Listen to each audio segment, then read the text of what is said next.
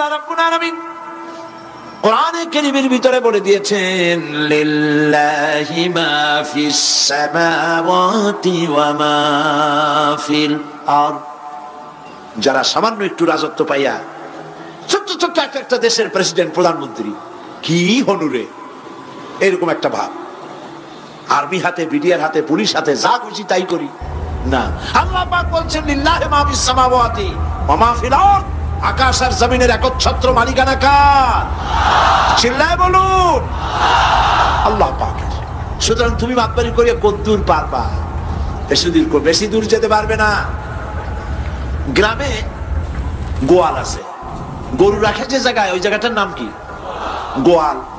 গভীর রাত্রে গরুর মালিক শুনতে পাচ্ছে গোয়াল ঘরে খুব শব্দ হচ্ছে। রাখালকে ডেকে বলছে, দেখতো কি কিসের শব্দ? কয় যে দেখে এসে জবাব দিচ্ছে যে গোয়ালে যে ষাটটা শিং মোটা, তার গুতার ছোটে ওই গোয়ালের মধ্যে যত গরু আছে কেউ টিকতে পারতেছে না, খালি গুতাইতেছে সমানে। মালিক কয় যে দীর্ঘদিন থেকে দেখতেছি এটার গুতার ছোটে সমস্ত গরুগুলি অস্থির হয়ে যাচ্ছে, যা একটা মোটা দড়ি দিয়া, খাট্ট একটা দড়ি দিয়ে খুঁটির সাথে জড়াইয়ে বাঁধতে রাখ গলাটারে। মোটা একটা দড়ি দিয়া গলার সাথে খুঁটির সাথে যদি বাঁধতে দেয়, এরপরে খালি ফোঁস করতে পারবে, গুতাইতে আর পারবে। ঠিক অনুরূপ ভাবে কোন জনপদ থেকে, কোন দেশ থেকে যখন দেশের মানুষেরা, যখন দেশের নিরস্ত্র মানুষেরা, গরিব মানুষেরা যখন আল্লাহর দরবারে গভীর রাত্রে ফরিয়াদ তোলে, আল্লাহ জুলুমে অত্যাচারে জর্জরিত হয়ে গেলাম, মাল খেতে খেতে শেষ হয়ে গেলাম, অত্যাচারে অত্যাচারিত হচ্ছি, চিৎকার মারতে থাকে, আল্লাহ পাক তখন তার নজর দিয়ে দেখেন। আল্লাহ তো দেখতেই থাকেন সব সময়ের জন্য। আল্লাহ পাক কার কারণে এগুলি হচ্ছে, আল্লাহ পাক টের পান। শিং কারো কারো মোটা হয়েছে, আজরাইলকে পাঠায় দেন, যাও খাটো দড়ি দিয়ে বাঁধতে থো। খাটো দড়ি কোনটা বুঝছেন? 3 হাত। 3 হাত কবর কোনটা? খাটো দড়ি দিয়ে বাঁধতে থো। সুতরাং কত বড় বড় রাজা বাদশা ক্ষমতা এলো, মানুষের উপরে জুলুম করলো, আল্লাহ পাক তার ইন্তেকাম নিয়েছেন। সেই আল্লাহ এখন আর নাই, নাউজুবিল্লাহ। সে আল্লাহ আছেন কিনা? পূর্ণ শক্তিতে বহাল কিনা? হুয়াল হাইয়ুল কাইয়্যুম। এমন অবস্থা নয় যে বাংলাদেশে কি হচ্ছে আর আল্লাহ টের পাচ্ছেন না। কি বলেন? আল্লাহ রাব্বুল আলামিন বলেন, লা তাখুযুহু সিনাতুন ওয়ালা নাওম। ঘুম নাই, তন্দ্রা নাই। কার? ঘুমানো না, তন্দ্রাও যান না। তন্দ্রা কারে কয়? জি ঝিমটি, জিমানি, যাই বলেন আপনারা বুঝে নিন। ওই যে বসে বসে এরকম করেন, আল্লাহ ওরকমও করেন। ঘুমো নাই, তন্দ্রাও নাই। হযরত মুসা আলাইহিস সালাম বলছিলেন যে আল্লাহ তুমি নাকি ঘুমাও না। মুসা আলাইহিস সালাম তো খুব আদরের নবী, আল্লাহ পাকের খুব আদরের নবী, দারুণ আদর। আল্লাহ পাক বলছেন, মুসা আমি তোমারে আমার জন্য বানাইছি। সুবহানাল্লাহ। কোরআন শরীফ আছে, আল্লাহ পাক বলছেন, মুসা আমি তোমারে আমার জন্য বানাইছি। তোমাকে যখন তোমার মা দরিয়ায় ভাসায় দিয়েছিল, আমি তোমার বাক্সর দিকে তাকাইছিলাম। সুবহানাল্লাহ। আল্লাহ যদি বলেন আমি তাকাইছিলাম, সুবহানাল্লাহ, তোমারে আমার জন্য বানাইছি। সুতরাং হযরত মুসা আলাইহিস সালাম তিনি বলছেন, আল্লাহ পাক খুব আদরের নবী, তো আল্লাহ তুমি নাকি ঘুমাও না? আল্লাহ কয় তুমি বিশ্বাস করো না? হযরত মুসা আলাইহিস সালাম বললেন, আল্লাহ অবশ্যই বিশ্বাস করি, তবে বুঝি না বিষয়টা কি, বুঝি না কেমনে না ঘুমাই পারে, বুঝি না। আল্লাহ আচ্ছা ঠিক আছে, তুমি যখন বিশ্বাস করছো তখন আর অসুবিধা নেই, বিশ্বাস না করলে মুসিবত ছিল। পয়গম্বর মানুষ, তাকে তো বলতেই হবে বিশ্বাস করি, তবে বুঝি না। আল্লাহ কয় ঠিক আছে, বিশ্বাস যখন করো আমি বুঝাই দেবো, নিয়ে আসো এক গ্লাস পানি। 1 গ্লাস পানি নিয়ে আসলেন, দাঁড়ায় থাকো। মুসা আলাইহিস সালামকে আল্লাহ বললেন পানি নিয়ে দাঁড়ায় থাকো, আর ঘুমের আল্লাহ করলেন মুসারে ধর। মুসা আলাইহিস সালামের ঘুম এসে গেল। ঘুমের আমেজে হাতটা শিথিল হয়ে গ্লাসটা পড়ে ভেঙে চুরমার হয়ে গেল। হযরত মুসা আলাইহিস সালাম ভয় পেয়ে গেলেন। আল্লাহ পাক শুনাই দিলেন, ভয়ের কোনো কারণ নাই, একটা পরীক্ষার জন্যই দিলাম, তোমার বোঝার জন্যই দিলাম।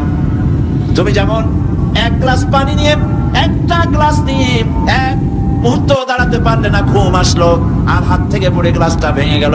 মুসারে তুমি বুঝে নাও, তুমি জেনে রাখো, তাম সৃষ্টি জগৎ তোমার আল্লাহ রাব্বুল আলামিনের হাতের মুঠার মধ্যে রয়েছে। আল্লাহ রাব্বুল আলামিন যদি ঘুমায় যান, এই পৃথিবীর আকাশ এবং জমিনের সব ট্রাফিক কন্ট্রোল আল্লাহ পাক নিজেই করেন। যদি তিনি ঘুমায় যান, সব শেষ হয়ে যায়। বাংলাদেশে কি হচ্ছে, পৃথিবীর কোথায় কি হচ্ছে তা আল্লাহ দেখছেন না? চিল্লায় বলো, দেখছেন না? সে আল্লাহ রাব্বুল আলামিন তিনি পরিষ্কার করে বলছেন, যারা নাকি মুমিন বান্দা তারা অহংকারী হয় না, ক্ষমতায় থাকুক ক্ষমতায় না থাকুক কোন অবস্থাতেই অহংকারী হতে পারে না।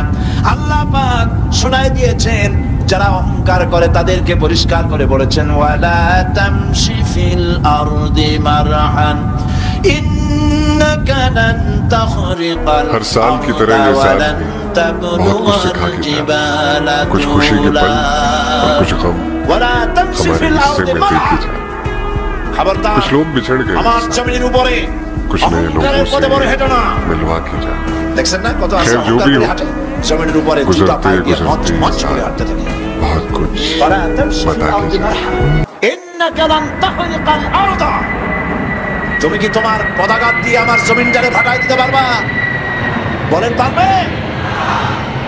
যদি শক্তি থাকে দাওলাতে তোমার ঠ্যাং ভাঙবে, মাটির কিচ্ছু। ওয়ালান তাখরিকাল আরদা মা, তুমি আমার এই জমিনটাকে ধসাই দিতে পারবে না। আর ওয়ালান তাবলুগাল জিবালা তুলা, আর পাহাড়ের উচ্চতা লাফ দিয়ে তুমি ছাড়াই যেতে পারবে না। আমার জমিনও ফাটাইতে পারবে না লাথি দিয়া, লাফ দিয়া পাহাড়ের উচ্চতাও ছাড়াই দিতে পারবে না। এত লাফাও কেন? কম লাফাও, শক্তি কম দেখাও। আল্লাহ রাব্বুল আলামিন আবার বলেন, وعباد الرحمن الذين يمشون على الأرض هونا। আল্লাহর বান্দা যারা, সত্যিকারের বান্দা যারা, তারা দুনিয়ার বুকে বিনয়ের সাথে হাঁটে, মাথা নিচু করে বিনয়ের সাথে হাঁটে। সুবহানাল্লাহ। তুই আল্লাহর প্রতি ঈমানের সবথেকে বড় লাভ হচ্ছে আত্মমর্যাদা সম্পন্ন বানায়। ঈমান তাকে বিনয় এবং বিনম্র বানায়, অহংকারী বানায় না। আর অহংকার করে তুমি যাবা কই? কদ্দুর ক্ষমতা তোমার? আল্লাহ কোরআন শরীফের বহু আয়াত দিয়ে এই কথাগুলি বলেছেন। আর এটা গেল 2। 3 নম্বরে আল্লাহর উপরে ঈমান আনার, আমি কি বলতেছি বলেন তো দেখি, ফায়দা। আল্লাহর উপরে ঈমান আনার 3 নম্বরের ফায়দা হলো, মুমিন ব্যক্তির মধ্যে বীরত্ব এবং নির্ভীক ভাব তার মধ্যে এসে যায়। সে নিজে মুজাহিদ, সে বীর, সে কাপুরুষ নয়। সুবহানাল্লাহ। আল্লাহর উপর ঈমানের কারণে বীরত্ব এবং নির্ভীকতার প্রশিক্ষণ তার মধ্যে তৈরি হয়ে যায়। কারণ মানুষের সবচেয়ে বড় ভয় হলো মউতের। বলেন তো দেখি, বড় ভয় কিসের? বলেন সবাই। আর যারা বললেন না তারা, তাদের মউতের কোনো ভয় নেই। মউতের ভয় আছে কিনা? আছে। কিন্তু ভয় করে যাবেন কই? ভয় তো সেইটারে করা যায় যেটাকে ভয় করে এড়ানো যায়। এখন মৃত্যুকে ভয় করে আপনি কি এড়াইতে পারবেন? পারবেন? আল্লাহ পাক বলছেন, মুমিন নির্ভীক হবে, বীরত্বে পরিপূর্ণ হবে, কাপুরুষ হবে না, মউতের ভয়তে পালায়ে বেড়াবে না। আল্লাহ পাক বলছেন, কুল ইন্নাল মাউতাল্লাযীনা তাফিররুনা মিনহু ফাইন্নাহু মুলাকীকুম। মরণ থেকে পালাও তুমি, মরণ তোমায় লইবে ঘিরি। যদিও সুদূর আকাশ পানে, লুকাও সেথায় লাগিয়ে সিঁড়ি। এ মহারোগের চিকিৎসক নাই, নাই সে ঔষধ জগতে। খুঁজিয়া কাতর হইলে কি হবে, পারিবে না তারে ফিরাতে। মৃত্যু যখন তোমার এসে যাবে, তোমাকে মৌতের হাত থেকে কেউ রেহাই দিতে পারবে না। মৃত্যু তোমার হবেই। সুতরাং মৌত যখন হবে, তখন তাকে ভয় করে তো কোনো লাভ নাই। আর মৃত্যু কোথায় হবে, কখন হবে, আমরা কেউ জানি না। জানেন? ওমা তাদরি নাফসুম বিআইয়ি আরদিন তামুত। কোন মাঠে, কোন ময়দানে, কখন মৌত হবে কারো জানা নাই। এই গত নভেম্বর মাসের শেষ দিকে আমি লন্ডন সফর করেছিলাম। এক ভাইয়ের কাছে শুনলাম, আমি অবাক হয়ে গেলাম। তিনি পত্রিকায় দেখে আমাকে বলেছেন, এক লোক 8 তলা থেকে, 8 তলা বিল্ডিং এর ছাদের উপরে পড়ে গেছে।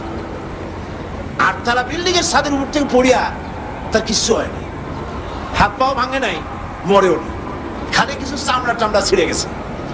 তাড়াতাড়ি অ্যাম্বুলেন্স আসছে, অ্যাম্বুলেন্সে তাকে নিয়ে গেছে, হসপিটালে নিয়ে যাবে চামড়াগুলো সেলাই করে দেওয়ার জন্য।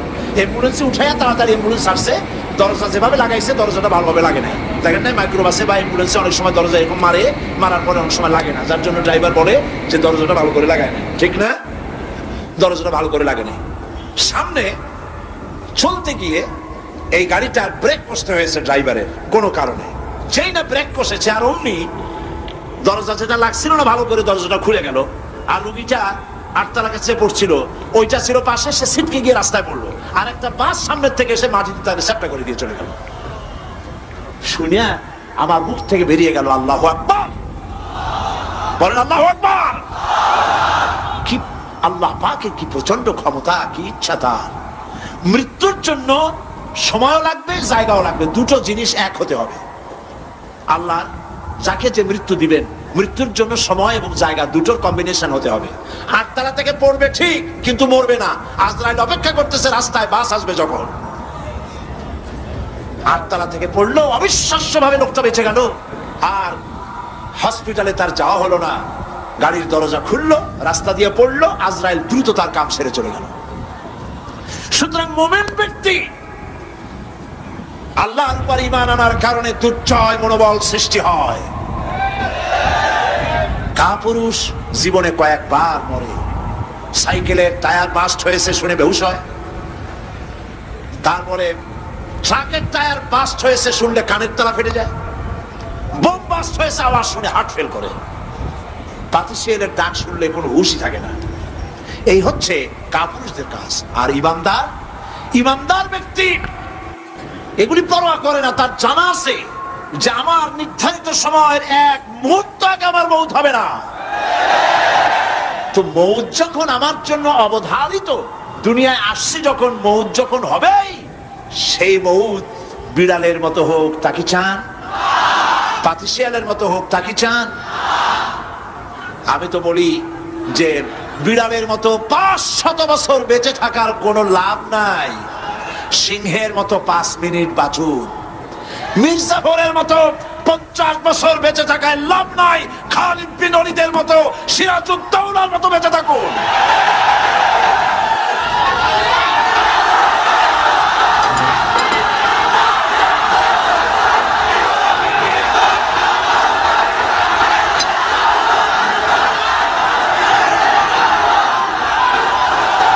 বসেন, আপনারা যদি দাঁড়ায় যান তাহলে আমি করবো কি? বসেন বসেন। সেই জন্য এই ক্ষণস্থায়ী জীবনকে কেন সেই অনন্ত সুখময় জীবনের জন্য উৎসর্গ করে দেব না, যা আল্লাহর কাছে পাওয়া যাবে কিয়ামতের দিন। দেখেন, মৃত্যু হওয়া উচিত মুসলমানদের শাহাদাতের মৌত হওয়া উচিত। কি মৌত হওয়া উচিত?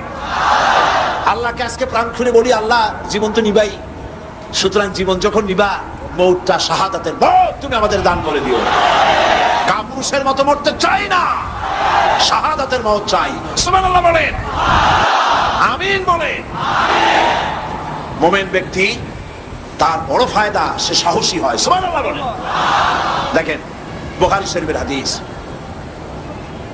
যুদ্ধের জন্য, বদরের যুদ্ধ, হুজুর সাল্লাল্লাহু আলাইহি ওয়াসাল্লাম সৈন্যদেরকে রিক্রুট করছেন, কিন্তু কথা বলতে গিয়ে রাসূল করিম সাল্লাল্লাহু আলাইহি ওয়াসাল্লাম দাওয়াত দিচ্ছেন, কিন্তু মনে মনে চিন্তাও করছেন যে সামান্য কিছু লোক, অস্ত্রপাতি কম, এই জিহাদের অবস্থাটা তারা কিভাবে নেবে। একজন যুবক সাহাবী দাঁড়ায় গেলেন, তার নাম মিকদাদ রাদিয়াল্লাহু তাআলা। যুবক, এই পৃথিবীতে যুবকদের ইসলামের সবচাইতে অবদান কাদের? চিল্লায় বলো। যুবকদের অবদান সবচাইতে বেশি। হযরত মিকদাদ রাদিয়াল্লাহু তাআলা আনহু তিনি দাঁড়ায় গেলেন, তিনি বললেন, ইমদি বিনা ইয়া রাসূলুল্লাহ হাইসুমা তাশা। হাদিস, হে রাসূল, আপনি আমাদেরকে নিয়ে চলুন। কত সৈন্য তারা আসতেছে, কত অস্ত্র নিয়ে আসতেছে, এটা আমাদের ভাববার বিষয় নয়। আপনি আমাদের নিয়ে চলুন, হাইসুমা তাশা, আয় হাইসুমা আমারাকাল্লাহ, আল্লাহ আপনাকে যেদিকে আমাদের নিয়ে যাইতে কয় আপনি সেই দিকে আমাদের নিয়ে চলুন। ইন্না লা নাকুলু লাকা কামা ক্বালা বনু ইসরাঈল লিমূসা আলাইহিস সালাম, ইযহাব আনতা ওয়া রাব্বুকা ফাকাতিলা ইন্না হাহুনা কায়িদুন। অর্থাৎ হে রাসূল, আমরা বনী ইসরাইলের মতো বলবো না। শোনেন, আমরা বনী ইসরাইলের মতো বলবো না যে মুসা তুমি এবং তোমার আল্লাহ এই দুইজনে গিয়ে ফেরাউনের বিরুদ্ধে যুদ্ধ করো, আমরা যাবো না, আমরা এখানে বসে থাকবো। এই কথা আমরা বলবো না। আমরা মুসা আলাইহিস সালামের উম্মত নই, আমরা মুহাম্মদ সাল্লাল্লাহু আলাইহি ওয়াসাল্লামের উম্মত। বরং আমরা বলবো বাল ইযহাব আনতা ওয়া রাব্বুকা ফাকাতিলা ইন্না মাআকুমা মুকাতিলুন। বরং আমরা বলবো আপনি চলুন, আমরা আপনার সাথে আল্লাহর হুকুম মাফিক লড়বো, জিহাদ করব। ততক্ষণ পর্যন্ত মা দামাত আইনুম মিন্না তাতাররাফ, যতক্ষণ পর্যন্ত আমাদের চোখের পাতা নড়তে থাকে ততক্ষণ আপনার সাথে থেকে কাফেরের বিরুদ্ধে লড়াই করে যাব। জীবনের পরোয়া তারা করেন নাই, জীবনের পরোয়া করেননি। হুজুর সাল্লাল্লাহু আলাইহি ওয়াসাল্লাম দারুণ ভাবে খুশি হয়ে গেলেন। হুজুর হেজিটেট ফিল করছিলেন যে এই সামান্য কিছু লোক, অস্ত্র নাই, পাতি নাই, এতগুলি লোকের বিরুদ্ধে যুদ্ধ করতে যাবে। যুবকের মুখে এই কথা শুনে হুজুর দারুণ খুশি হলেন। আল্লাহর নবী বললেন, কুমু বিনা ইলা জান্নাতিন জান্নাতুন আরদুহা কারদিস সামাওয়াতি ওয়াল আরদ। ও সাহাবীরা, তোমাদের মনোভাব যখন এই, তোমাদের মানসিকতা যখন এই, চলো আমার সাথে বেহেশতের দিকে, সেই জান্নাতের দিকে যেই জান্নাত আল্লাহর আকাশ আর জমিনের চাইতে অনেক প্রশস্ত। চলো আমার সাথে বেহেশতে, সুবহানাল্লাহ, চলো আমার সাথে জান্নাতে। ফাকামা উমাইর বিন হামাম ওয়া কানা ইয়াকুলু আত-তামার। হযরত উমাইর নামক একজন যুবক দাঁড়ায় গেলেন এবং তিনি হাতে কতগুলি খরমা ছিল, সেই খরমাগুলি তিনি চিবোচ্ছিলেন। রাসূলুল্লাহর বক্তৃতা শুনতেছিলেন আর খরমা চাবাচ্ছিলেন। খরমা চাবান, বিচিগুলি ফেলে দেন, এভাবে করতেছেন, হাতে কতগুলো খরমা। হযরতে উমাইর বলছেন, ফাকালা বাখবাখ, অর্থাৎ আয় আযামাহু আয় আহসানাহু। হে রাসূল, আপনি কি সুন্দর কথা বললেন। আপনার সাথে লড়াই করতে যাব কাফেরদের বিরুদ্ধে, সেই লড়াই করলে এমন বেহেশত পাবো যে বেহেশত হবে আকাশ আর জমিনের চাইতেও প্রশস্ত। তাহলে ওয়াল্লাহি হাত্তা আকুলাহুন্না ইন্না হাযা হায়াতুত তাবিলা, তাহলে আমার হাতে যে খরমাগুলি আছে এই সমস্ত খরমাগুলি খেতে গেলে কিন্তু অনেক সময় লেগে যাবে। এত সময় বেহেশতে যাওয়ার জন্য আমি তো দর সহ্য করতে পারবো না। ফারামা বিহিন্না, হাতের সব খরমা ভাড়ায় নিলেন, যুদ্ধে ঝাঁপায় পড়লেন। অনেকক্ষণ কাফেরদের বিরুদ্ধে লড়াই করে হযরত উমাইর শাহাদাত বরণ করলেন। রাসূলুল্লাহ তার লাশের কাছে গিয়ে আঙ্গুল দিয়ে ইশারা করে বললেন, ইন্নাকা মিন আহলিহা। উমাইর, তুমি যেই বেহেশতে যাওয়ার জন্য খরমাগুলি খাওয়ার সময় পাচ্ছিলে না, তাড়াতাড়ি করে খরমাগুলি হাত দিয়ে ফেলে দিয়েছিলে। আমি আল্লাহর সবচেয়ে ভয়ঙ্কর ব্যাপার হচ্ছে আপনি যখন কারোর উপর জুলুম করেন, আল্লাহর সেই জান্নাত ওই তোমার জন্য। মাজলুম আর আল্লাহর মাঝখানে কোনো ফারাক থাকে না।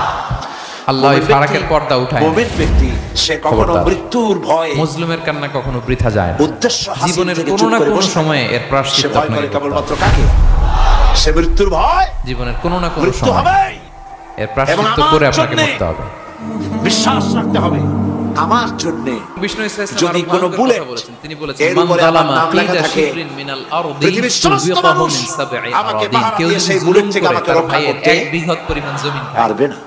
এক বিঘত যদি চিনেন কোনো তো? বুলেটে আমার নাম এই যে আর লেখা না এক থাকে, বুলেট, একটা সারা টান পৃথিবীর করলে সমস্ত যতটুকু মানুষ জায়গা এটা বৃষ্টির বলে মতো গুলি বর্ষণ করলেও বিঘত, শিবের, একটি গুলিও আরবিতে আমাকে শিবের। বিদ্ধ করতে পারবে না। হ্যাঁ, মান এটার যালামা নাম কিদা হলো শিবর। ঈমান। বিষ্ণু এটার বলেন, নাম এই এক কি? শিবর, এক এই বিঘত ঈমান পেলাম জমি কোথায়? যদি কেউ অন্যায় কোথায় ভাবে পেলাম? জুলুম করে তার ভাইয়ের কাছ থেকে কোরআন খায়, কোথায় পেয়েছি? কিয়ামতের দিন আল্লাহ তুবিকা রাব্বুল আলাইহি আলামিন বলেন, সাবউ আরাদিন, এই সাত জমিনকে আল্লাহ তাআলা তার ঘাড়ে চাপাবে। ওয়ামা বিহি মিন আহাদিন ইল্লা বিইজনিল্লাহ। জমি খাওয়ার এত শখ ছিল, এবার সাত জমিন ঘাড়ে কর।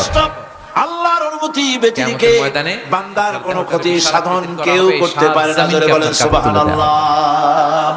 কেউ কারো কোনো এজন্য ক্ষতি আমরা করতে অন্যের পারবে না। রাইটস, যেটা ক্ষতি যদি অধিকার কিছু যেন থাকে নষ্ট না কিসমতে, করি, ওটা তো কারো উপর মুকদ্দার যেন ছিল, জুলুম না করি, তকদীর ছিল, কোনোভাবেই সেটাই আমরা হবে। নানাভাবে এর বাইরে জুলুমটা কিছুই হবে করি। না। সুতরাং আমরা মুমিন প্রায় ব্যক্তি সে দাদার সাহসী সম্পত্তি হবে। থেকে সে কখনো ফুফুদেরকে বঞ্চিত চিন্তা করি, করবে না মৃত্যুর বাবার ভয়ে, সম্পত্তি থেকে উদ্দেশ্য বোনদেরকে বঞ্চিত হাসিলের করি, জন্য হয় শরীরের পতন, না হয় নিজের মন্ত্রের ভাই সাধন, আরেক do or ভাইকে, die। আপন সে ভাই ভাইকে আল্লাহর বঞ্চিত জন্য তার করে, জীবন জুলুম দিতে করে, এরকম প্রস্তুত থাকবে। দৃশ্যপট কারণ আমাদের সমাজে আছে না নাই বলেন তো? আল্লাহ রাব্বুল আলামিন বলেছেন, কিয়ামতের দিন আল্লাহ সুপ্রিম কোর্টের কাঠগড়ায় হিসাব দিতে হবে।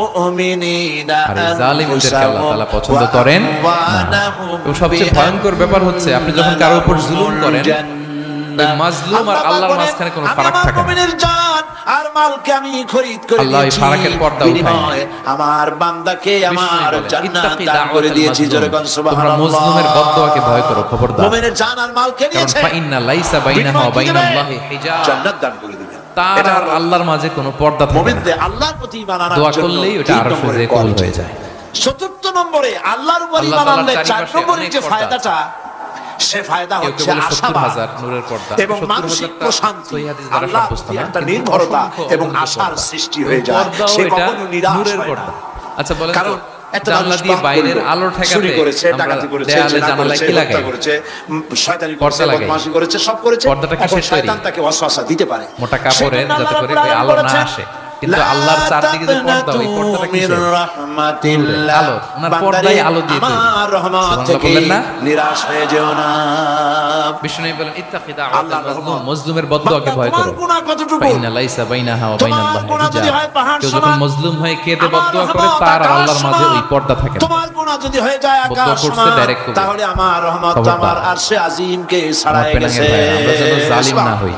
সুবহানাল্লাহ বলুন। In it's any form, operation, যে কোনো ভাবে গুনাহ মানুষের করি, গুনাহ করা স্বাভাবিক, আল্লাহ ধরনের হতে পারে জুলুম। যে ব্যক্তি গুনাহ করে আর এরপরে আমার কাছে মাপ চায়, আমি তাকে ক্ষমা করে দেই, মাফ করে দেই। সুবহানাল্লাহ। জমি মেরে দিয়ে ঠকালেন, সুতরাং ঈমানদার লোকদের আমানত মেরে দিয়ে ঠকালেন, ইন ইটস এনি ফর্ম, যদি জুলুম করে থাকেন, সে হতাশ হবে না, মরে যাওয়ার জন্য প্রতীক্ষায়। মুসলিমের কান্না কখনো বৃথা যায় না, বরং মুসলিমের কান্না কখনো বৃথা যায় না। জীবনের কোনো না কোনো সময়ে এর প্রায়শ্চিত্ত আপনাকে করতে হবে। আমাদের জাতির পিতা জীবনের কোনো না কোনো সময় এর প্রায়শ্চিত্ত করে আপনাকে করতে হবে। কোরআন শরীফের ভিতরে তাহলে আল্লাহ পাক কোন বিশ্বাসী কি জালিম হতে পারে? আমাদের জাতির কারণ পিতা ইন্নাল্লাহা লা ইউহিব্বুল করেছেন যালিমিন, আল্লাহ তাআলা জালিমদেরকে পছন্দ করেন না। আল্লাহ তিনি আমাকে সৃষ্টি করেছেন, তিনি আমাকে রাস্তা দেখান। ওয়াল্লাযী হুয়া ইউতঈমুনি ওয়া ইয়াসকিন, আর আমি যখন ক্ষুধার্ত হই তিনি আমাকে খাওয়ান, যখন তৃষ্ণার্ত হই তিনি আমাকে পান করান। ওয়া ইযা মারিতু ফাহুয়া ইয়াশফিন, আর যখন আমি অসুস্থ হই, রোগাক্রান্ত হই, আল্লাহ রাব্বুল আলামিন তখন আমাকে রোগ মুক্ত করে দেন। সুবহানাল্লাহ। আমার অসুখ হলে কে রোগ মুক্ত করেন? সুতরাং দীর্ঘস্থায়ী কোন রোগ হয়েছে, মুমিন হতাশ হবে না, মুমিন হতাশ হবে না। হতাশ হয় কেবলমাত্র কাফের। হতাশ হয় কে? মুমিন কখনো হতাশ হয় না। হতাশ হওয়া ঈমানের পরিপন্থী কাজ। আল্লাহ পাক বলেছেন লা তাকনাতু মির রাহমাতিল্লাহ, আমার রহমত থেকে মায়ুস হয়ো না। দেখেন হযরত আইয়ুব আলাইহিস সালামের কত বড় রোগ হয়েছে, শরীর পোকায় ধরেছে, জর্জরিত হয়েছে, দুর্গন্ধ হয়েছে, গ্রামের লোকেরা তাকে বের করে দিয়েছে, স্ত্রী পুত্র পরিজন সব চলে গিয়েছে। এমনকি জিহ্বায় যখন পোকা ধরল, হযরত আইয়ুব আলাইহিস সালাম আল্লাহ রাব্বুল আলামিনের দরবারে ফরিয়াদ করলেন, আন্নী মাসসানিয়াদ-দুররু ওয়া আনতা আরহামুর রাহিমিন। আয় আল্লাহ, আমি অসুস্থ হয়ে পড়েছি, আমি রোগাক্রান্ত হয়েছি, আর তোমার নাম রহমান রহিম, তুমি আমাকে রোগ মুক্ত করো।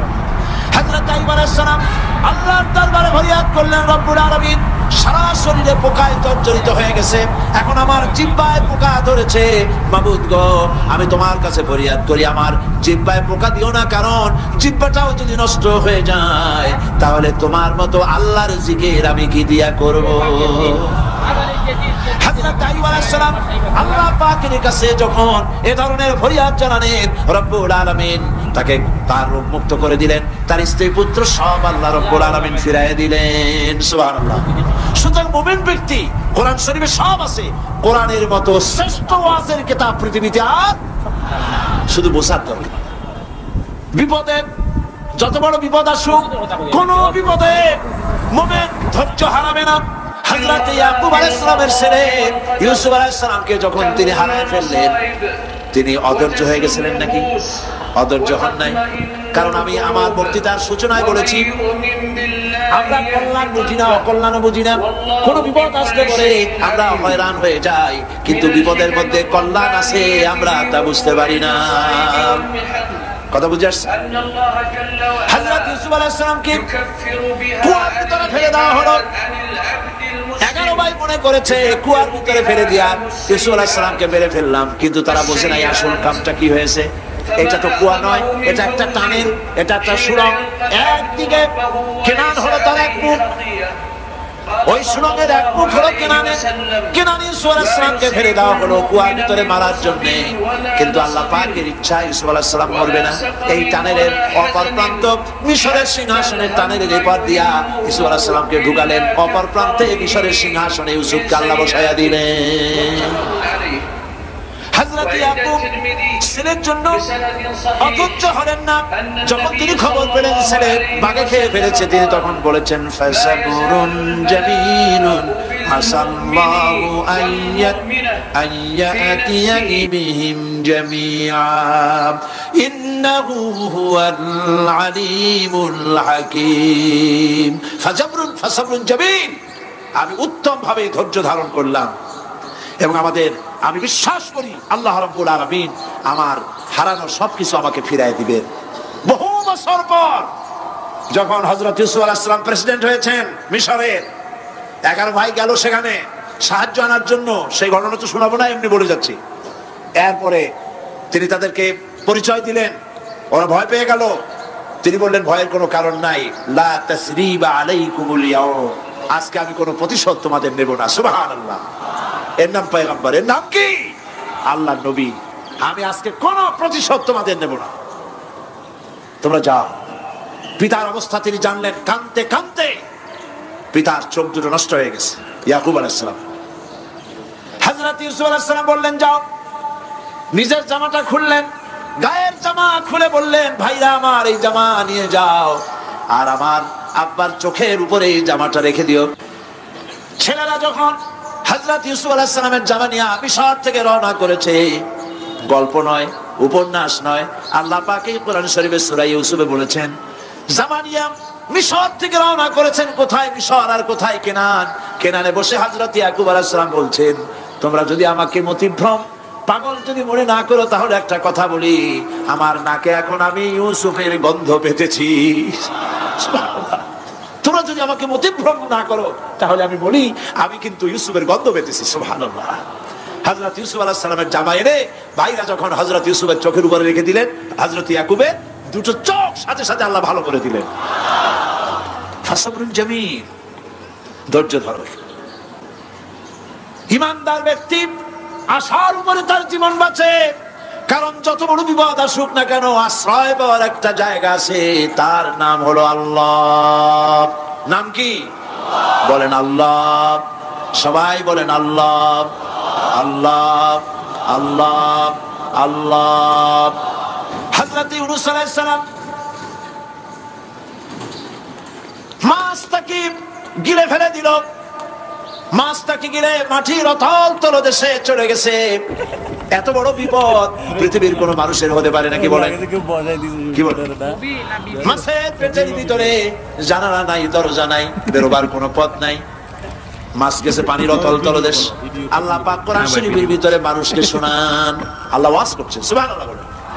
আল্লাহ পৃথিবীর মানুষকে ওয়াজ করছেন, দুনিয়ার মানুষকে শোনান। আমার ইউনূস তো ধৈর্য হারা হয় নাই। ওয়াযান্নুন ইয যাহাবা মুগাদিবান ফাযান্না আন লান নাকদির আলাইহি ফানাদা ফিয-যুলুমাতি আন লা ইলাহা ইল্লা আনতা সুবহানাকা ইন্নী কুনতু মিনাজ জালিমিন। ফানাদা ফিয-যুলুমাত, জমায়ে কাসীর, ত্রিবিধ অন্ধকারের ভেতর থেকে হযরত ইউনূস আলাইহিস সালাম চিৎকার মারলেন। মাছের পেটের অন্ধকার, পানির অন্ধকার, রাতের অন্ধকার, ত্রিবিধ অন্ধকারের ভেতর দিয়ে মাছের পেটের মধ্যে দিয়ে ইউনূস আলাইহিস সালাম চিৎকার মারলেন। অধৈর্য হন নাই, হার্ট ফেল করেন নাই।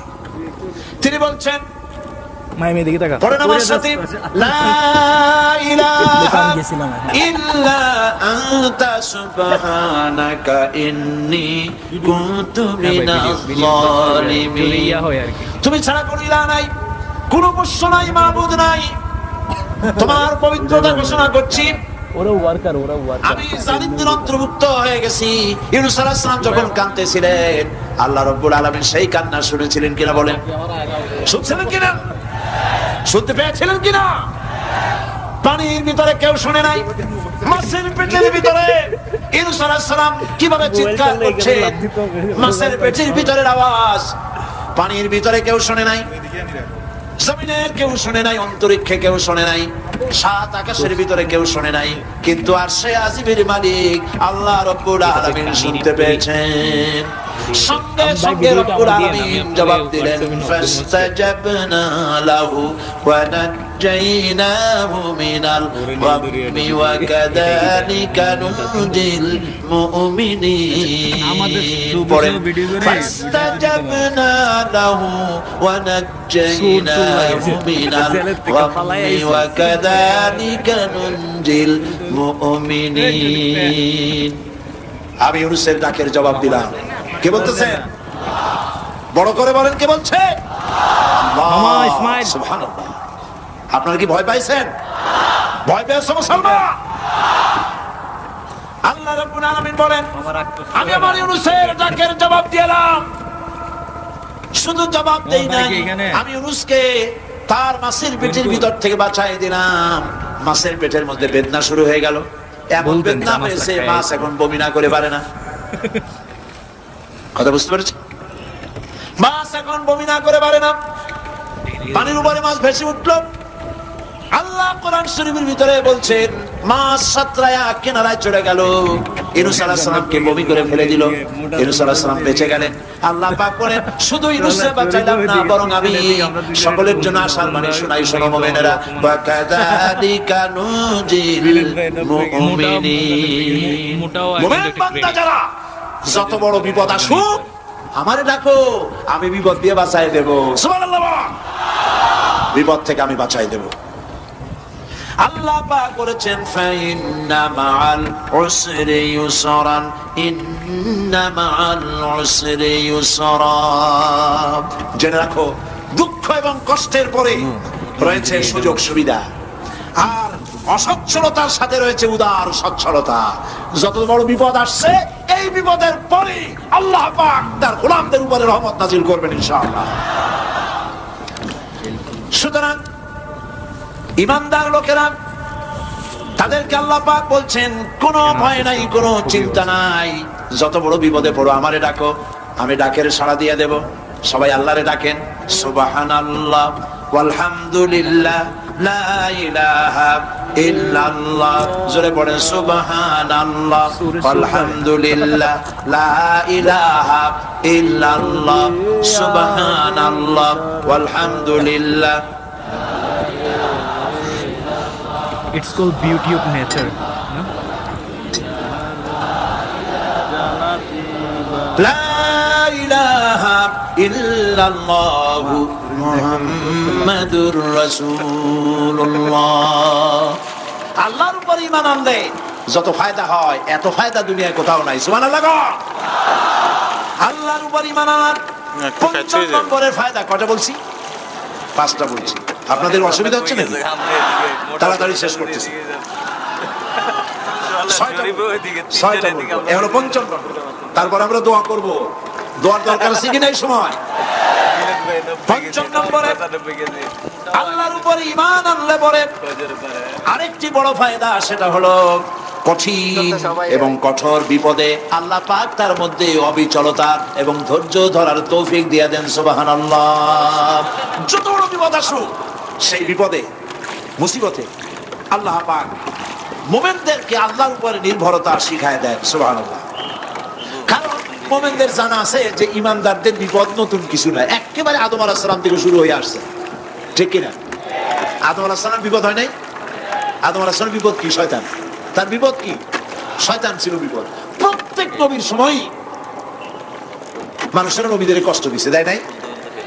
বিশ্বকবি ইকবাল বলেছেন, সতীজা কা রহা হ্যায় আজল সে টাইম রোজ, সতীজা কা রহা হ্যায় আজল সে টাইম রোজ, চরাগে মুস্তাফা বি সে শরারে বুল হাবিস। আদম মানকাল থেকে শুরু করে মুহাম্মদ সাল্লাল্লাহু আলাইহি ওয়াসাল্লামের চারাকে, নূরকে, ঈমানকে, ইসলামকে দিবায় দেওয়ার জন্য আবু জাহেলের গোষ্ঠীরা চিরকাল চেষ্টা করেছে। সব চেষ্টা কর্পূরের মতো উড়ে গেছে, মুহাম্মদ সাল্লাল্লাহু আলাইহি ওয়াসাল্লামের চেহারা টিম টিম করে জ্বলতে রয়েছে। আমার মোবাইল কই? আল্লাহ পাক বলছেন ইউরিদুনা লিয়ুতফিউ নূরাল্লাহি বিআফওয়াহিহিম ওয়াল্লাহু মুতিম্মু নূরিহি ওয়ালাউ কারিহাল কাফিরুন। ওরা চায় বুকের ফু দিয়া কারা? কাফেরেরা, ইসলাম সহ্য করতে পারে না যারা, ওরা চায় বুকের ফু দিয়া আমার আলোটাকে নির্বাপিত করে দেবে। আল্লাহ পাক বলেন আল্লাহু মুতিম্মু নূরি, আমি আমার নূরকে পূর্ণতা দান করব, তাতে কাফির বেঈমানদের মনের ভিতরে যত জ্বালা হোক, যন্ত্রণা হোক, ওদের কলজা যত পুরুক, ইসলাম তার বিজয় পতাকা নিয়ে উঠবে, কেউ ঠেকাতে পারবে না। আল্লাহ রাব্বুল আলামিন আল্লাহ পাক বলছেন وَكَذَلِكَ جَعَلْنَا لِكُلِّ نَبِيٍّ عَدُوًّا مِنَ الْمُجْرِمِينَ। আর এমনি করে আমি সকল নবীর শত্রু বানিয়েছি, সব পাপিষ্ঠ অপরাধপ্রবণ লোকদের। শুনছেন কথা? শোনেন নাই? আল্লাহ পাক বলছে দুনিয়া সব নবীদের, তাদের জন্য আমি শত্রু বানাইছি কাদেরকে? যারা থেকে বেশি পাপিষ্ঠ অপরাধ বা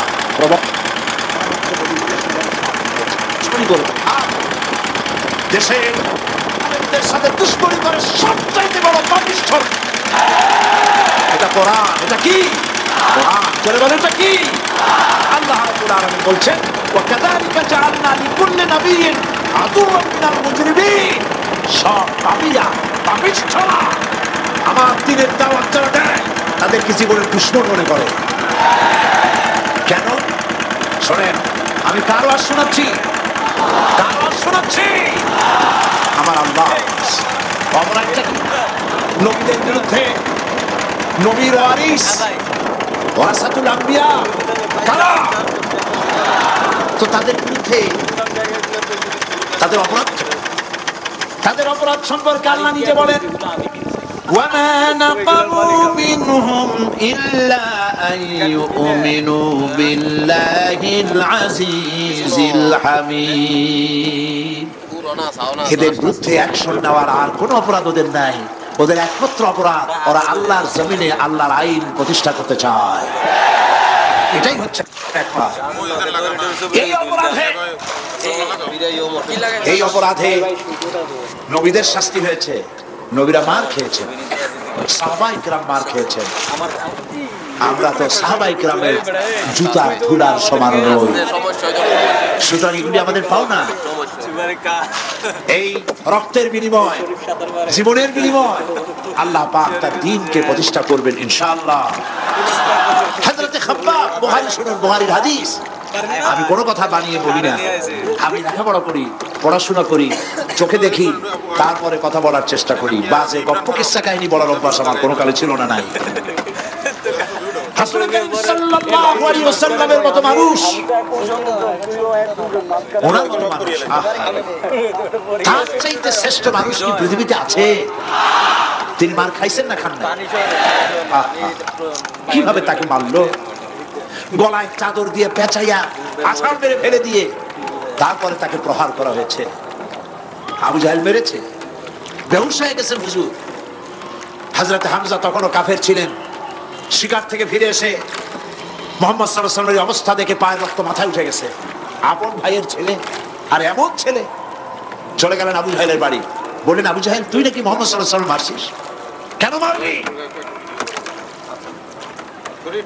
তিনি তো ভালো কথাই বলেন, সব সময় বলেন সত্য কথা বলো, মানুষের উপকার করো, এতিমকে আশ্রয় দাও। এত সুন্দর সুন্দর ভালো ভালো কথা বলেন, তার মতো ভালো মানুষ তো দুনিয়ায় দেখি নেই। মানলি কেন? তুই কি মনে করছিস যে আব্দুল্লাহ মারা গেছে বলে এতিম হয়ে গেছে মুহাম্মদ সাল্লাল্লাহু আলাইহি ওয়াসাল্লাম? তোর মনে রাখা উচিত আব্দুল্লাহ মারা গেছে, হামজা মরে নাই। হযরত হামজা ধনুক বাইর করলেন, এক বাড়ি মারলেন মাথার উপরে, মাথা ফাটা রক্ত বেরিয়ে গেল। হামজা হন করে হেঁটে এলেন রাসূলের কাছে। হুজুরের অসুস্থ দেহ মোবারক কোলে উঠায় নিয়ে বললেন বাবা, তার মস্তক মোবারক কোলে উঠায় নিয়ে বললেন আমি আবু জাহেলের মাথা ফাটিয়ে রক্ত বের করে দিয়ে এসছি, তুমি একটু খুশি হও। হুজুর বললেন, চাচা কার মাথা ফাটাইছেন, কার রক্ত বের করেছেন, এই কথা বলে তো আমাকে আপনি খুশি করতে পারবেন না। তিনি বললেন, বাবা তুমি কি বলে খুশি হও? তিনি বললেন, আমি খুশি হয়ে চাচা তোমার মুখে যদি একটা বার আমি ইমানের কলেমা শুনতে পারি। হযরত হামজা বললেন, মুহাম্মদ সাল্লাল্লাহু আলাইহি ওয়াসাল্লাম, আমার বুঝতে মোটেও কষ্ট হয়নি, তুমি কোনো সাধারণ মানুষ নও। সাধারণ মানুষের প্রতিশোধে তুমি বিশ্বাসী হতে, খুশি হতে, প্রতিশোধে বিশ্বাসী হওনি, তুমি অবশ্যই আল্লাহর নবী। আমি আল্লাহকে সাক্ষী রেখে, আমি তোমাকে সাক্ষী রেখে মানে কালেমা ঘোষণা করছি, লা ইলাহা ইল্লাল্লাহু মুহাম্মাদুর রাসূলুল্লাহ। ভাইরা আমার, আল্লাহ দ্বীন প্রতিষ্ঠার জন্য আমার নবীদেরকে কষ্ট করতে হয়েছে, সাহাবায়ে কিরামদেরকে কষ্ট করতে হয়েছে, আল্লাহর ওলিদেরকে ইমাম আবু হানিফা রাহমাতুল্লাহ আলাইহি 8 বছর জেলের মধ্যে রাখা হয়েছিল। ইমাম আহমদ বিন হাম্বলকে চাবুক মেরে মেরে গায়ের গোশত চামড়া তুলে ফেলে দেওয়া হয়েছিল। তারপরেও তা বাতিলের সামনে মাথা নত করে নাই। এর নাম হচ্ছে ইসলাম। এর নাম কি? বুখারীর হাদিস, হযরত খাব্বাব রাদিয়াল্লাহু তাআলা আনহু, বুখারীতে হাদিসটা ভাবে এসেছে, ওয়ান খাব্বাব বিন আরিফ রাদিয়াল্লাহু তাআলা আনহু আন্নাহু ক্বাল قال شكونا إلى رسول الله صلى الله عليه وسلم وهو متوسد بردة له في ظل الكعبة। তিনি বললেন, আমরা রাসূলের কাছে গেলাম, যাই দেখি রাসূল করিম সাল্লাল্লাহু আলাইহি ওয়াসাল্লাম কাবা শরীফের ছায়ায় আরাম ফরমাচ্ছেন। আমরা কাছে গিয়ে বললাম, আলা তাস্তানসিরু লানা আলা তাদউ লানা ইয়া রাসূলুল্লাহ, হে রাসূল আপনি কি আমাদের জন্য দোয়া করবেন না? আমরা তো মার খেতে খেতে শেষ হয়ে গেলাম, আমাদের খাব্বাবকে, খুবাইবকে, আম্মারকে, সুমাইয়াকে মেরে শেষ করে দিল। ওরা আমাদেরকে না খাওয়ায় রাখে, সারা রাত খেতে দেয় না, ঘুমাতে দেয় না। তারা আমাদের বেলালকে মেরে মেরে রক্তাক্ত করে উত্তপ্ত মরুভূমির উপরে চিৎ করে শোয়ায়, বুকের উপরে পাথর চাপা দিয়ে রেখেছে।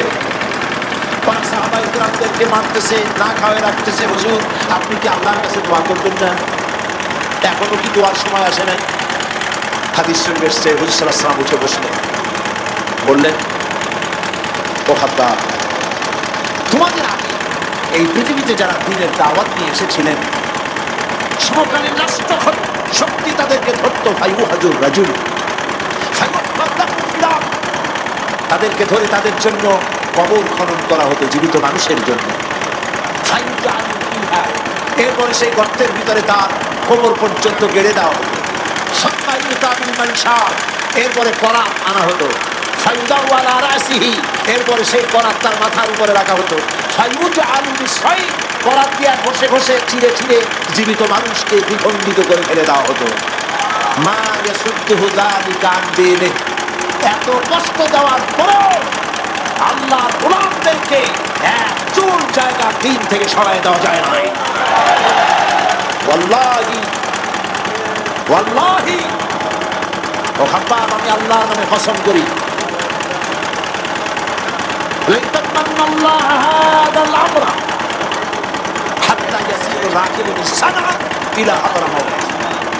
আমি আমার আল্লাহর নামে কসম করি। কে কসম করছে? সুবহানাল্লাহ বলবেন না? রাসূলুল্লাহ কসম করছেন, আমি কসম করি আল্লাহ, সেদিন বেশি দূরে নয়, যেদিন ইয়েমেনের রাজধানী সানা থেকে শুরু করে হাজরামাউত পর্যন্ত হাজার হাজার মাইল সওদাগরেরা তাদের পণ্য নিয়ে, মহিলারা তাদের সৌন্দর্যের পসরা নিয়ে একাকিনী অথবা দলবদ্ধভাবে যাতায়াত করবে মরুভূমির উপর দিয়ে। আল্লাহ ছাড়া তাদের অন্তঃকরণে কোনো ভয় থাকবে না। দলবদ্ধ তাড়াহুড়ো করছো, অপেক্ষা করো, সেরকম সময় আসবে। রাসূল করিম সাল্লাল্লাহু আলাইহি ওয়াসাল্লাম সেরকমের সময় দিতে পেরেছিলেন নাকি পারেন নাই? পেরেছিলেন কিনা? সেজন্য রক্ত দিতে হয়েছে, সেজন্য মার খেতে হয়েছে, সেজন্য জেলে যেতে হয়েছে। রাসূল করিম সাল্লাল্লাহু আলাইহি ওয়াসাল্লামকে জেল তো নতুন কিছু নয়। ইউসুফ আলাইহিস সালাম জেলে থাকেন না? জেলে থাকেন না? ঠিক আছে, রাসূল করিম সাল্লাল্লাহু আলাইহি ওয়াসাল্লাম জেলে ছিলেন না?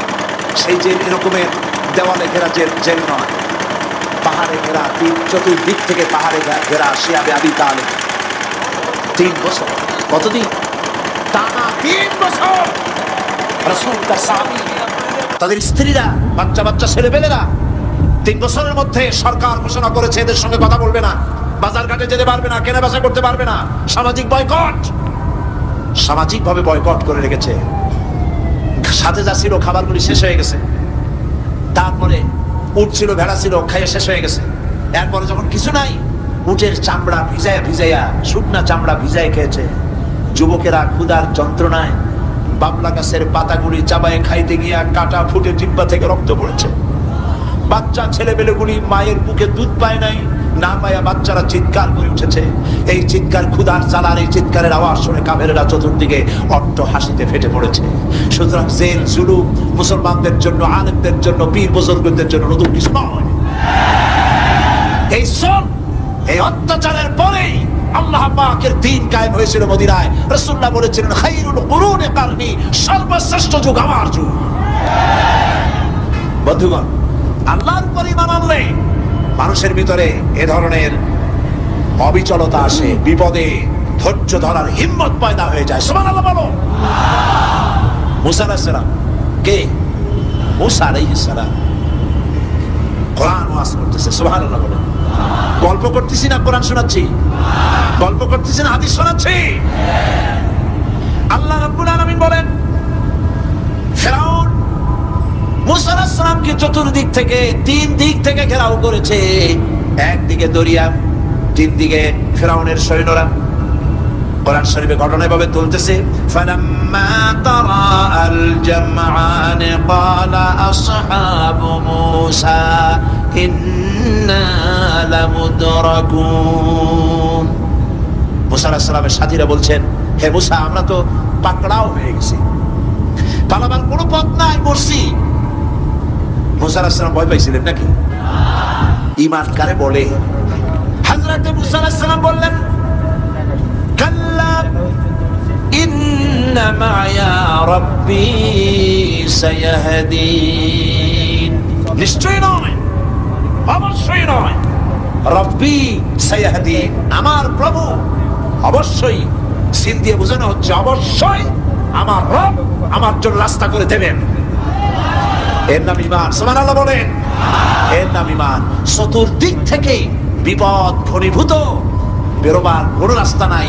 ওর মধ্য দিয়ে ওমাইয়াত্তাকিল্লাহ ইয়াজআল লাহু মাখরাজা, কোন রাস্তা নাই, চতুর্দিকে অন্ধকার। এরপরে যদি বান্দা আমার উপরে ভয় করে, আমাকে ভালোবাসে, আমাকে ভয় করে, সবর ইখতিয়ার করে, অন্ধকারের ভেতর থেকে নিশ্চিদ্র অন্ধকারের ভেতর দিয়ে আলো রশ্মি বের করে মুমিনদের যাওয়ার জন্য রাস্তা করে দেব। মুসা আলাইহিস সালাম বললেন, ভয় পাইও না, আল্লাহ আমাদের পথ তৈরি করে দিবে। আল্লাহ রাব্বুল আলামিন হযরত মুসা আলাইহিস সালামকে বললেন, হাতের লাঠি দিয়া দরিয়ার উপরে আঘাত করো। মুসা আলাইহিস সালাম আঘাত করলেন। রাস্তা দরকার ছিল একটা। মুসা আলাইহিস সালামের এক আঘাতে রব্বুল আলামিন দরিয়ার ভিতরে মুসা আলাইহিস সালাম এবং তার সাথী সঙ্গীদের পারাপারের জন্য 12টা রাস্তা পয়দা করে দিলেন। গল্প না পড়া, রাস্তা তৈরি হয়ে গেল 12টা, সব পার হয়ে গেল। ফিরআউন তার দলবল নিয়ে আসছে। আল্লাহ রাব্বুল আলামিন বলেন, وأنجينا موسى ومن معه أجمعين ثم أغرقنا الآخرين। মুসা আলাইহিস সালামকে পার করলাম, পিছনে যারা আসতেছিল, কারা আসতেছিল? ফিরআউন। ফিরআউন আসছে তার দলবল নিয়ে। আসে রাস্তা দেখিয়া মনে করছে ওর বাজানের তৈরি করে রাস্তা, দলবল নিয়ে নামছে। দরিয়ার মাঝখানে এলো, আল্লাহ পাক অর্ডার করলেন কুল, ব্যাস রাস্তা বন্ধ হয়ে গেল। রাস্তা কি হয়ে গেল? শুরু হয়ে গেল চুপড়ি। পানির ভিতরে চুপড়ি খাচ্ছে, নিচে যায়, উপরে ওঠে। পানি খাইতে খাইতে ব্যাগ মোটকা মাছের মতো এরকম মোটা হয়ে গেছে। ডুবে ডুবে সব করছে। এখন ফেরাউন একা, কেউ নাই। ফেরাউন একা। ফেরাউন পানির ভিতরে চুপড়ি খেতে খেতে তুমানের ভিতর থেকে নাক একটু জাগায় আর বলে, আমানতু আন্নাহু লা ইলাহা ইল্লাল্লাযী আমানাত বিহি বানু ইসরাঈল। ও আল্লাহ, তুমি ছাড়া কোনো ইলাহ নাই, আমি ঈমান আনলাম ওই আল্লাহর উপরে।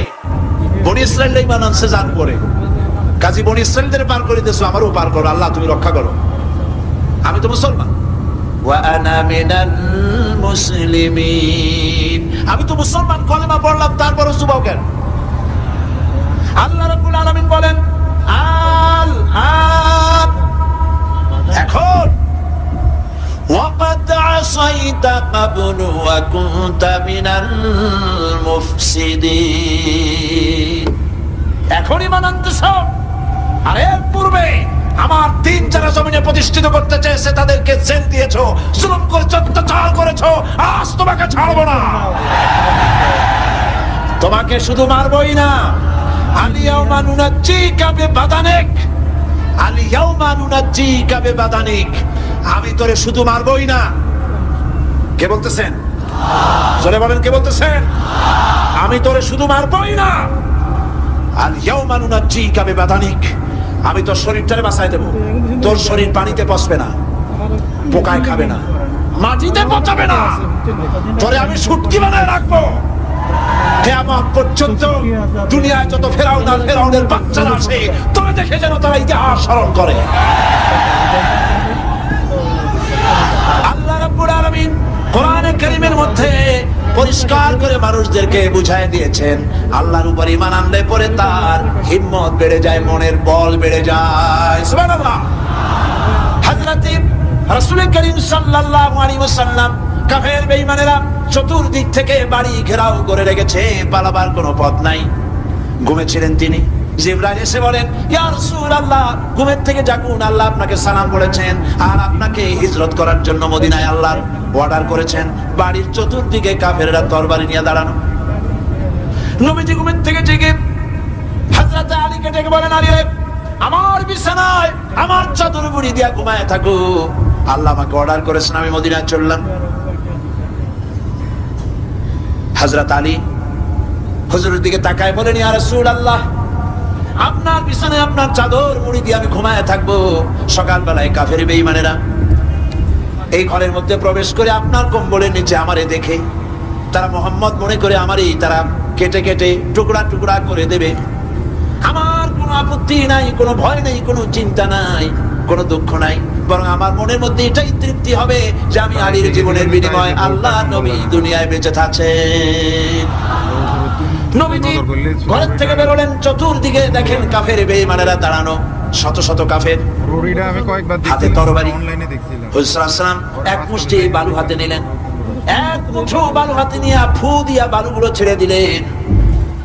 ঘরের চতুর্দিকে যত কাফের ছিল সবগুলির চোখের মধ্যে বালি ঢুকে গেছে। চোখের মধ্যে যদি বালি ঢোকে তাহলে কি মজা লাগে না? দুই হাত দিয়া সমানে ঘষা শুরু করছে কাফেরেরা, দুই চোখ আঙ্গুল দিয়া ঘষাঘষি করছে। এই ফাঁক দিয়া নবীজি বেরিয়ে গেলেন, একটা কাফেরও দেখে নাই নবী কোথায় গেলে। আল্লাহ পাক পরবর্তী সময়ে নবীজিকে শোনায় দিলেন, ওয়ামা রামাইতা ইয রামাইতা ওয়ালাকিন্নাল্লাহ রামা।